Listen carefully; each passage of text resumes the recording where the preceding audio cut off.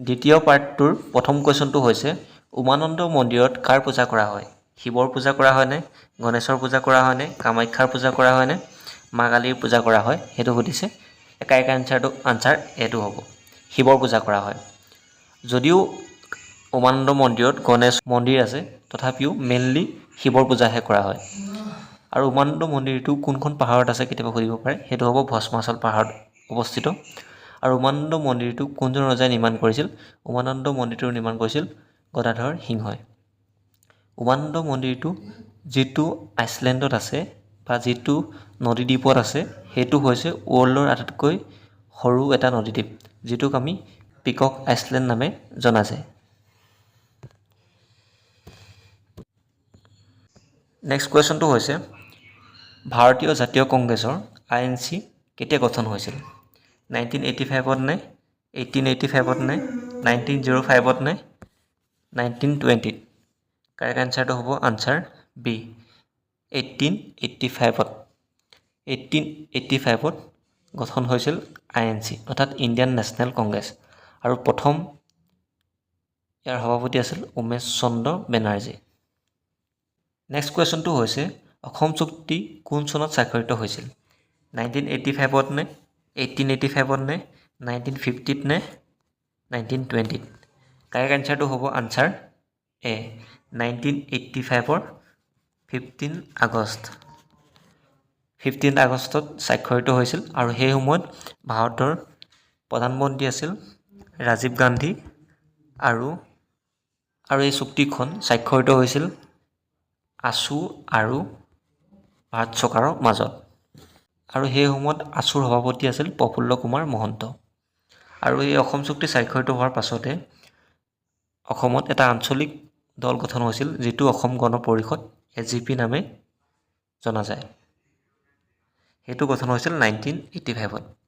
AGP Asom Gana Parishad, যিটো 1985 চনত অসম চুক্তি স্বাক্ষৰিত হোৱাৰ পাছত গঠন হৈছিল। নেক্সট কুৱেশ্যনটো হৈছে কিমান চনত অসমত ডাঙৰ ভূমিকম্প হৈছিল? 1985ত নে 1885ত নে 1950ত নে 1920ত? কাৰেক্ট আনচাৰটো হ'ব আনচাৰ চি 1950ত অসমত এটা ডাঙৰ ভূমিকম্প হৈছিল। নেক্সট কুৱেশ্যনটো হৈছে ইয়াণ্ডাবু সন্ধি কেতিয়া স্বাক্ষৰিত হৈছিল? 1926ত নে 1826ত নে 1861ত নে 1962ত? কাৰেক্ট আনচাৰটো হ'ব 1826ত। 1826ত স্বাক্ষৰিত হৈছিল ইয়াণ্ডাবু সন্ধি। নেক্সট কুৱেশ্যনটো হৈছে গাৰো খাচী জয়ন্তীয়া লোকসকল প্ৰধানকৈ কোনখন ৰাজ্যত পোৱা যায়? মেঘালয়ত নে শ্বিলঙত নে ছিকিমত নে ত্ৰিপুৰাত? ইয়াৰ কাৰেক্ট আনচাৰটো হ'ব আনচাৰ এ মেঘালয়। আৰু এই অপশ্যনত দেখিছেনে শ্বিলঙো দিয়া আছে। শ্বিলংটো এইকাৰণে দিছে কনফিউজ কৰিবলৈ দিছে। শ্বিলং এখন ৰাজ্য নহয়, শ্বিলং এখন হৈছে এখন ঠাইৰ নাম, যিটো মেঘালয় ৰাজ্যত অৱস্থিত।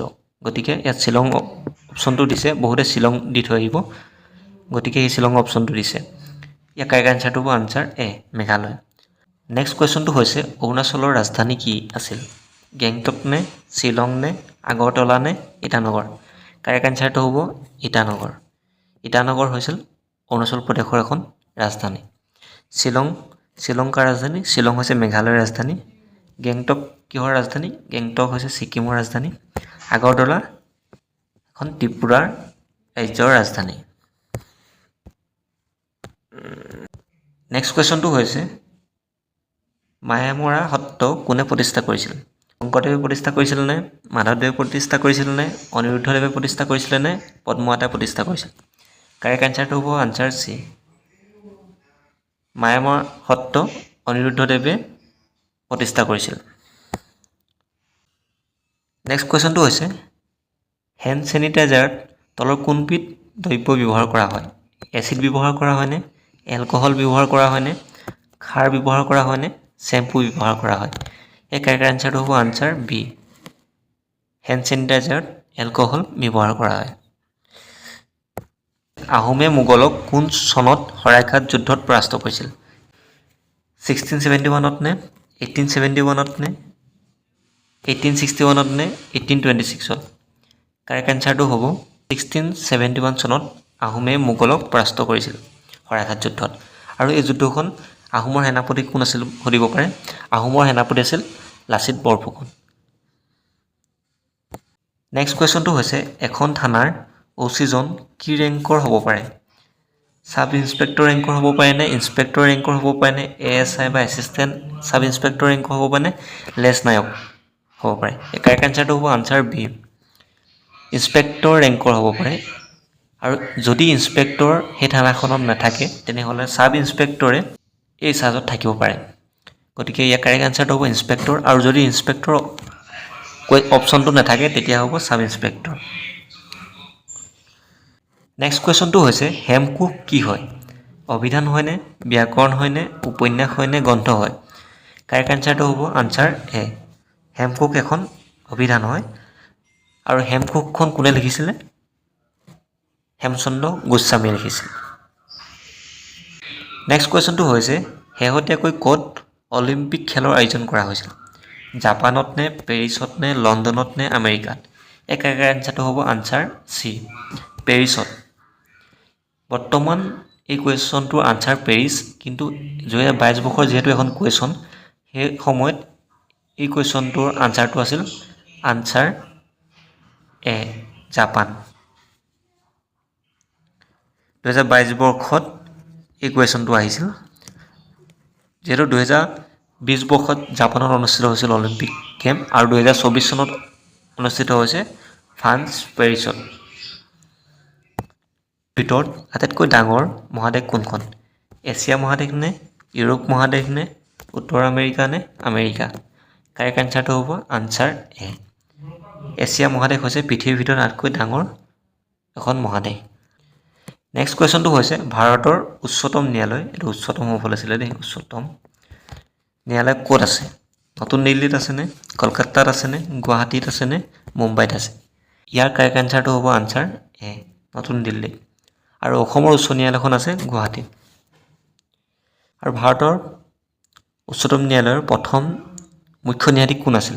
প্ৰথম মুখ্য ন্যায়াধীশ আছিল হাইলা জে কানিয়া। বীণাকান্ত কাকতিদেৱ আছিল এগৰাকী ভাষাতত্ত্ববিদ নে, ৰাজনৈতিক নে, আইনবিদ নে, ঔপন্যাসিক? এই কাৰেক্ট আনচাৰটো হ'ব আনচাৰ এ, বীণাকান্ত কাকতি আছিল এগৰাকী ভাষাতত্ত্ববিদ। নেক্সট কুৱেশ্যনটো হৈছে অসম কেশৰী কোন? অম্বিকাগিৰি ৰায়চৌধুৰী নে, ৰঘুনাথ চৌধুৰী নে, নলিনীবালা দেৱী নে, ৰাধা গোবিন্দ বৰুৱা? ইয়াৰ কাৰেক্ট আনচাৰটো হ'ব আনচাৰ এ, অসম কেশৰী বুলি জনা যায় অম্বিকাগিৰি ৰায়চৌধুৰী।